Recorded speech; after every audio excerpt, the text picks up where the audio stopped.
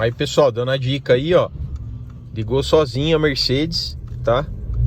Bateria auxiliar. Quando ela estiver ruim, você vai parar o carro, tá?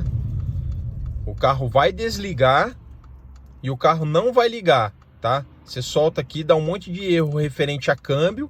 Olha lá, ó. Armou o carro, ligou sozinho e saiu o start-stop. Então fique esperto na bateria auxiliar aí, ó. Vê o ano de fabricação dela, na média 1 ano e meio, 2 anos no máximo. Você desligou o carro e não ligou, pode ir na bateria.